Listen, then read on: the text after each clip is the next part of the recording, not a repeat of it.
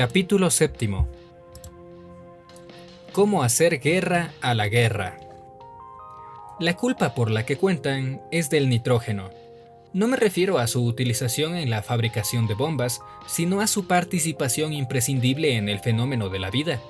Las plantas han patentado su propio sistema para fijar el nitrógeno en las células, merced a trucos muy ingeniosos sin molestar a nadie. Pero los animales, para ganar tiempo y no darle más vueltas al asunto, han resuelto el problema comiéndose las plantas y asimilando de este modo el nitrógeno ya manufacturado. Me refiero a los animales herbívoros, porque otros animales aún acortan más el camino, devoran a los herbívoros y así obtienen nitrógeno celular sin hacer concesiones a la ensalada. De los seres humanos, ¿para qué hablarte?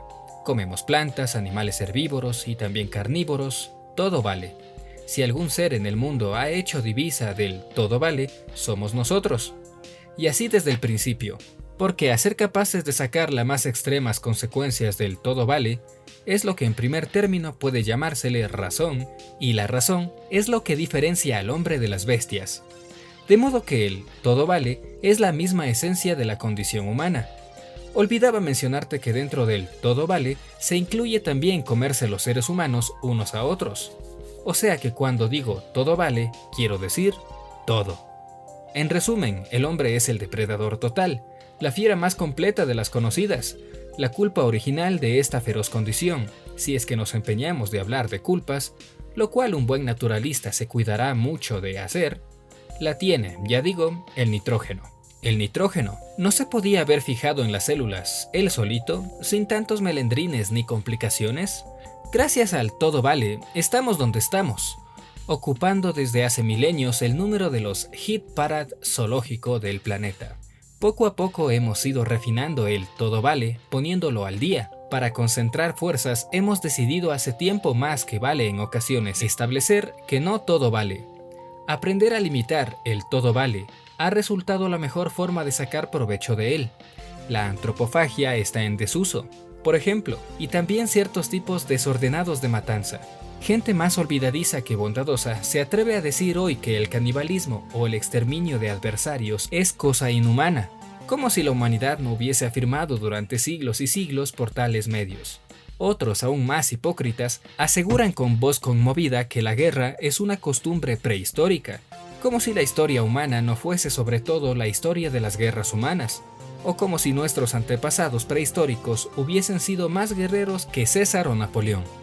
Por lo visto, han decidido, como Marx, que la historia empezará cuando ellos decidan y ni un minuto antes. ¿Recuerdan estas actitudes la de los amantes que, tras haberlo repetido 1000 veces, vuelven a decir a su nueva presa erótica: hasta hoy no sabía lo que significaba amar? Es ahora cuando suponemos que una historia verdaderamente humana debería prescindir de ciertos comportamientos.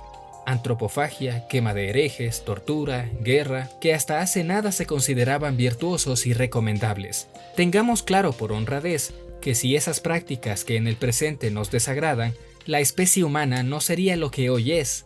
Aún más, probablemente, ni siquiera sería en absoluto, lo cual algunos se empeñan en considerar un mal. Centrémonos en las cuestiones de la guerra. Empezaré por darte algunos datos alarmantes, tomados de la Enciclopedia Mundial de las Relaciones Internacionales y Naciones Unidas.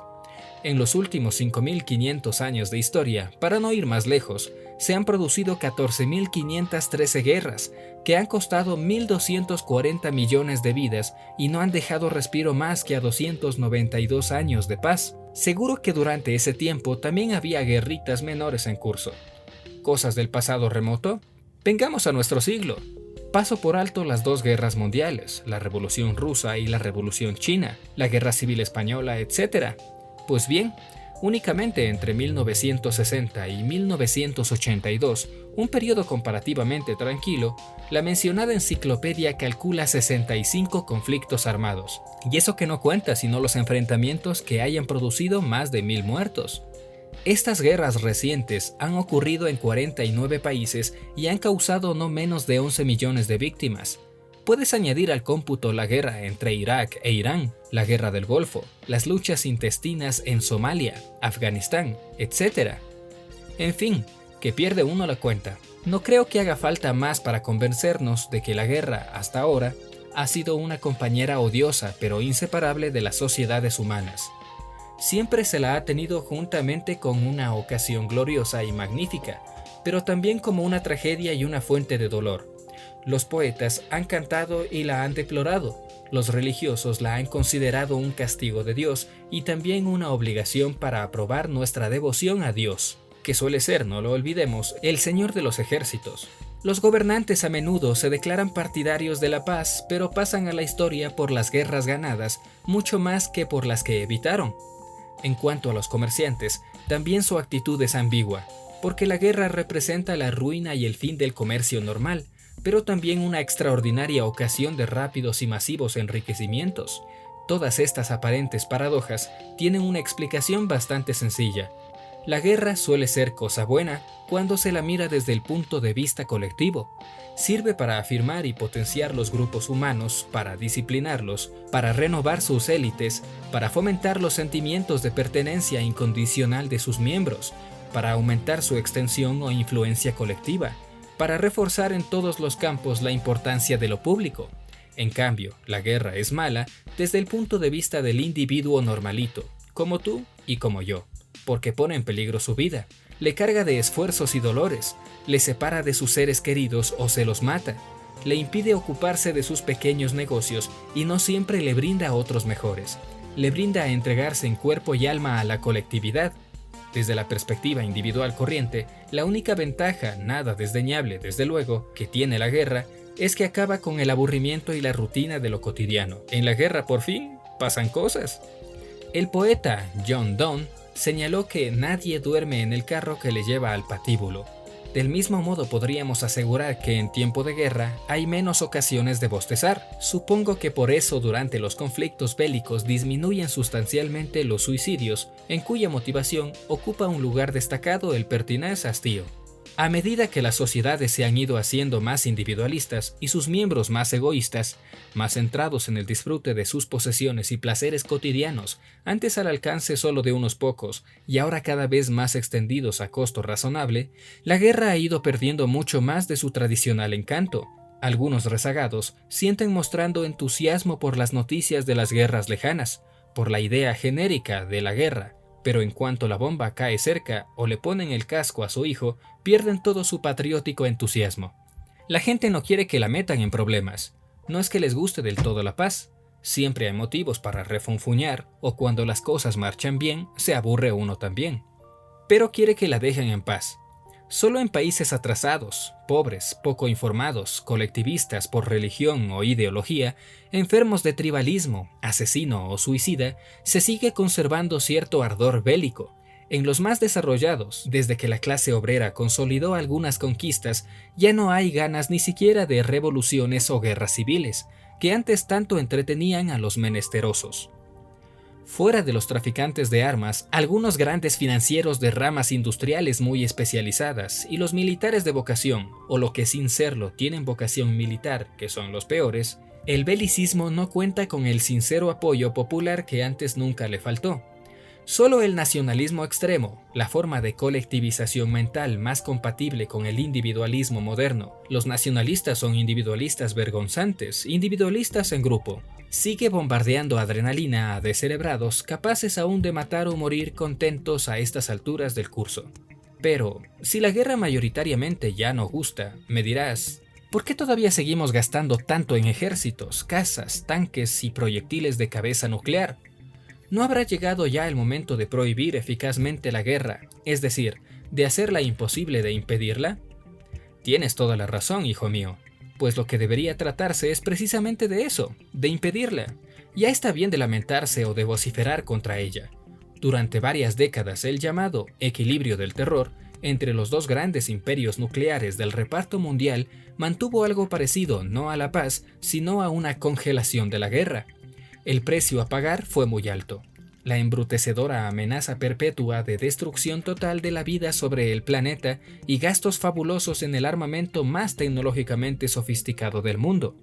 Por lo demás, este equilibrio entre desequilibrados no impidió numerosas guerritas menores pero feroces, como la de Vietnam, invasiones como la de Checoslovaquia por la URSS en 1968, golpes militares de la peor escuela represiva, en Chile, etc. Los países llamados neutrales vendían su neutralidad al mejor postor. Alineados obedecían con lógica sumisión a su patrono atómico, y la amenaza de que las culturas nucleares fuesen a parar a manos de terceros, cuartos o quintos en permanente discordia, no disminuyó en ningún momento. Los más siniestros dictadores eran tolerados y aún ayudados por los americanos, si se declaraban enemigos del comunismo, o por los rusos, cuando anunciaban su enemistad con el imperialismo yanqui. Fue una época de guerras controladas con su intensidad destructora más o menos regulada por los intereses y los errores de cálculo para las dos superpotencias. Hoy este equilibrio terrorífico se ha roto a causa del síncope del sistema llamado comunista en la URSS. En lugar de la lucha final prometida en las estrofas de la Internacional, lo que llegó por sorpresa para muchos fue la podredumbre final del sistema totalitario. Ello no significa que la amenaza de destrucción masiva por armas nucleares haya desaparecido del todo, porque el mundo está desdichadamente aún lleno de silos atómicos y el espectáculo de una decena de repúblicas soviéticas provistas de ello, forcejeando sus querellas internas entre sí, no es nada tranquilizador. Pero con todo las cosas han cambiado radicalmente. Se acabó la vieja Guerra Fría, y ahora vuelven a ser posibles los conflictos calientes. Con el consenso de los dos antiguos rivales, como ha demostrado el choque bélico del Golfo Pérsico, la actual actitud contra la guerra debe tomar en cuenta las presentes circunstancias o resignarse a la gesticulación autocomplaciente. Para dirigirse hacia lo que debería haber, es imprescindible partir de un buen conocimiento de lo que hay. Grosso modo, pueden distinguirse dos tipos de adversarios de la guerra, es decir, de partidarios de lograr que los grupos humanos renuncien a dirimir sus conflictos recurriendo al enfrentamiento armado. Me refiero a los dos grupos de personas que cubren a este respecto los mínimos exigibles de decencia política e intelectual. De modo que ni a ti ni a mí nos interesan los que solo son pacifistas, en lo que toca a los ejércitos de sus adversarios, pero consideran justificados y aún heroicos los propios. Estos bribones, que por cierto no faltan en nuestro país vasco, no buscan la paz, sino ventaja en la guerra. Sin embargo, sería injusto que su desprestigio recayese sobre todos los movimientos antibelicistas existentes, entre los que se cuenta mucho más de lo válido y prometedor del progresismo político actual. Ya sabes lo que opino al respecto. No puede reducirse toda la política decente al antimilitarismo, pero sin antimilitarismo no creo que haya política decente. El primero de estos dos tipos de antibelicistas es el de los pacifistas, en el sentido más radical y auténtico del término. Para ellos nunca es justificable la guerra, pues siempre deriva de la codicia y del orgullo humano. La resistencia violenta y armada al mal es también una forma de mal, aunque pueda tener mejor disculpa. La defensa propia, por ejemplo, o la del derecho internacional, que la disposición agresiva y conquistadora. En resumen, ningún valor social o político justifica quitar la vida al prójimo, por indeseable o amenazador que ésta pueda resultarnos. Esta respetable actitud no es política, claro está, sino plenamente religiosa. Aunque sus representantes no se reclamen de ninguna iglesia organizada, se trata de una postura difícil de mantener con coherencia, porque implica toda una concepción de la sociedad como comunidad en el sentido antiguo del término, fraterna y sin otra coacción lícita del desorden que la reprobación de los justos. En efecto, tan violencia es de los ejércitos como la de la policía, tan codicioso el usurero como el que ahorra, el que invierte, y en general el que defiende cualquier propiedad como suya y de nadie más.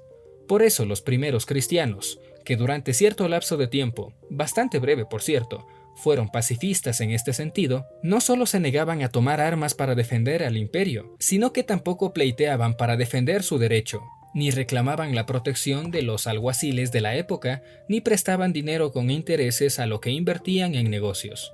Rechazaban todas las instituciones públicas que tienen un fundamento próximo o remoto en la violencia legal contra los transgresores o el lucro personal.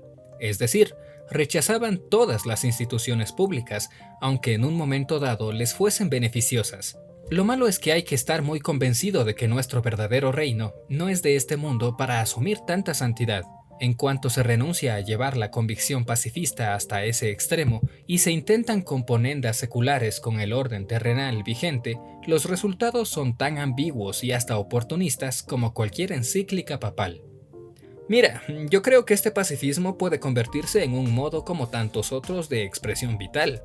Ayuda a quien la practica a sentirse mejor que el mundo que le rodea, en el mismo sentido que el fiscal suele sentirse mejor que el acusado, pero en escasa o nula medida ayuda a mejorar el mundo mismo. Admito desde luego que esta opinión puede deberse a que yo, como muy bien sabes, de santo tengo bastante poco. El segundo modelo es el que yo llamo antimilitarista. No se trata de una actitud religiosa, sino estrictamente política. No considera la violencia armada como el mal absoluto, sino como un mal indudable, muy grave pero no único, ni en ocasiones el peor de todos. Considera que la institucionalización militar de la violencia es una amenaza para las mejores posibilidades políticas de la modernidad, la universalización de las libertades individuales, el respeto a los derechos humanos, el fomento de la democracia y la educación, la potenciación de la invención social, por encima de la adhesión incondicional a los símbolos jerárquicos o patrióticos, la ayuda económica a los países en los que el hambre, la enfermedad o el atraso son endémicos, etc., la mentalidad militar, amiga de la disciplina, pero no de la crítica, de la uniformidad pero no de las diferencias, es poco compatible con el espíritu democrático que me gusta. Y la constante sangría de gastos militares, cada vez más gravosos, impide a los países subdesarrollados crecer y a los más desarrollados ayudarles económicamente tanto como deberían. Sin embargo, constatar que los ejércitos no son deseables no equivale sin más a pedir que sean abolidos. Por encima de todo, el antimilitarismo parte del principio siguiente: ninguna institución política, como la guerra o el ejército, puede ser eficazmente abolida si no se la sustituye por otra institución más fuerte y en la práctica más satisfactoria. La violencia entre familias, las tribus e individuos fue políticamente atajada por medio de la institucionalización del Estado monopolizador de la violencia dentro de su territorio, pero los estados permanecen entre sí en la misma situación de enfrentamiento sin restricciones en las que vinieron las tribus y familias antes de someterse a la autoridad estatal. Por tanto, solo la institucionalización de una autoridad supranacional capaz de hacer renunciar a los países al uso de la fuerza unos contra otros, por la amenaza de una fuerza mayor, sin duda, puede garantizar el final de la era de las guerras que la humanidad ha vivido hasta hoy. Esta posibilidad, aún remota, parece hoy menos utópica que en épocas anteriores. Por ejemplo, que en la época del equilibrio del terror, por ello el antimilitarista favorece cuanto se diría que es capaz de acelerar el logro de tal solución. Sustitución del servicio militar obligatorio por ejércitos profesionales reducidos, fundamentalmente defensivos, que acaben con la nefasta y belicosa concepción del ejército como pueblo en armas, columna vertebral de la nación, etc., y lo asemejen más bien a otros servicios de orden público como la política o los bomberos. Apoyo a las autoridades internacionales tipo ONU y a cualquier otro organismo destinado a sustentar el derecho común de los individuos humanos por encima de las naciones. Estas organizaciones están hoy, y sin duda también mañana y pasado, llenas de defectos y no podrán cobrar plena vigencia hasta recibir el espaldarazo decidido de los grandes de nuestro mundo, por ejemplo, los Estados Unidos. Y los grandes, nos guste o no, solo colaborarán en principio de acuerdo con lo que parezca dictado por intereses inmediatos. Por tanto, es inevitable que la autoridad supranacional se parezca durante mucho tiempo más a un imperio que a una asamblea de repúblicas, no digamos a un parlamento mundial elegido directamente por todos los ciudadanos. Winston Churchill dijo que las naciones no tienen amigos, solo intereses. El asunto es cómo articular un tipo de amistad interesada general entre las naciones. Fomento efectivo del control de armamentos y del tráfico de armas, acicantes comerciales, entre otros de la belicosidad internacional. Desarrollo económico, político y educativo de los países de acuerdo con los presupuestos de la modernidad revolucionaria inaugurada fundamentalmente a partir del siglo XVIII en Europa y en América del Norte. En una palabra, universalización del procedimiento democrático e imposición sin distingos de los derechos humanos, superando la barrera mítica e históricamente nefasta de la llamada soberanía nacional. Por lo tanto, el lógico respeto a la pluralidad cultural y a las formas de vida no debe extenderse a los fanatismos de signo religioso o nacionalista que calculen abiertamente los presupuestos del individualismo democrático. Extender universalmente los avances de la modernidad no es solo más técnica de todos, sino ciudadanía democrática para todos. Como el antimilitarismo no es un milenarismo religioso, no supongo que el triunfo de esta domesticación intergrupal hará reinar sin más la felicidad de la tierra. Seguirá habiendo injusticias, mentiras, desastres y sin duda también crímenes.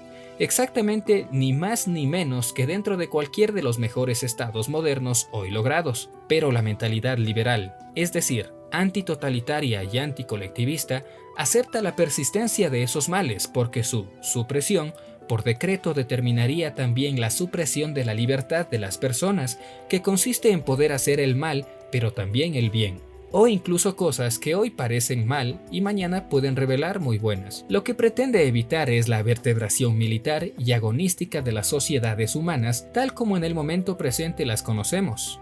Mañana, ya veremos. Por lo demás, el que quiera presentar reclamaciones contra este asco de mundo, que se dirija directamente al nitrógeno, o nunca mejor dicho, al maestro armero.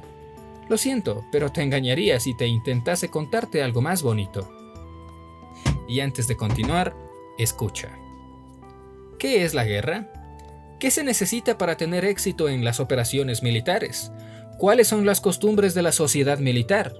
La finalidad de la guerra es el homicidio. Sus instrumentos, el espionaje, la traición, la ruina de los habitantes, el saqueo y el robo para aprovisionar al ejército, el engaño y la mentira, las llamadas astucias militares. Las costumbres de la clase militar son la disciplina, el ocio, la ignorancia, la crueldad, el libertinaje y la borrachera, es decir, la falta de libertad. A pesar de todo esto, esa clase superior es respetada por todos. Todos los reyes, excepto el de China, llevan el uniforme militar y se conceden las mayores recompensas al que han matado más gente. Los soldados se reúnen como, por ejemplo, sucederá mañana, para matarse unos a otros. Se matarán y se mutilarán decenas de miles de hombres y después se celebrarán misas de acción de gracias porque se han exterminado a mucha gente, cuyo número se suele exagerar. Y se proclamará la victoria creyendo que cuantos más hombres han matado, mayor es el mérito. L. Tolstoy, Guerra y Paz. ¿Sabe Fontanes lo que más admiro? Es la impotencia de la fuerza para conservar algo. No hay sino dos poderes en el mundo, el sable y el espíritu. A la larga, el sable siempre es vencido por el espíritu. Napoleón Bonaparte. La humanidad tal no puede hacer una guerra, pues carece de enemigo, al menos sobre este planeta. El concepto de humanidad excluye el del enemigo, pues ni siquiera los enemigos dejan de ser hombres, de modo que no hay aquí ninguna distinción específica. El que se hagan guerras en nombre de la humanidad no refuta esta verdad elemental, sino que posee meramente un sentido político particularmente intenso.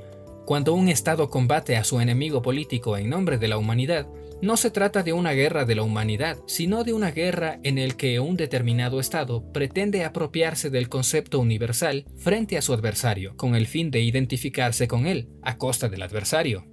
Del mismo modo que se pueden hacer un mal uso de la paz, el progreso, la civilización, con el fin de reivindicarlos para uno mismo negándoselos al enemigo. C. Schmitt, El concepto de lo político. La única cura definitiva de la guerra es la creación de un Estado mundial o superestado lo bastante fuerte para decidir, mediante la ley, todas las disputas internacionales, y un Estado mundial es solo concebible después de que las distintas partes del mundo se hayan relacionado tan íntimamente que ninguna de ellas puede ser indiferente a lo que ocurra en las otras. Bertrand Russell. Suele decirse, siempre han existido guerras, luego siempre las habrá. Estas profecías empíricas son completamente falaces en su misma forma. Su verdad sustancial, si son ciertas, depende de que sea verdadero que la misma naturaleza cósmica y humana funcione en todas las edades. Puedo decir con certeza, todos los hombres han pasado, han muerto, luego todos los hombres del futuro también morirán, porque todos los hombres futuros serán animales nacidos de una semilla y dotados orgánicamente para la reproducción, no para la inmortalidad. Otro tipo de ser no sería un hombre. Pero si alguien hubiera dicho en la antigüedad, los padres siempre han sacrificado a sus primogénitos, luego siempre seguirán haciéndolo así, este profeta se habría equivocado, y ello a causa de que el sacrificio del primogénito no es parte necesaria del mecanismo de la reproducción, no está implicado en la paternidad, como la muerte no lo está en la vida. La humanidad puede sobrevivir, y sobrevivir mejor, sin tales sacrificios. G. Santayana. Dominios y poderes.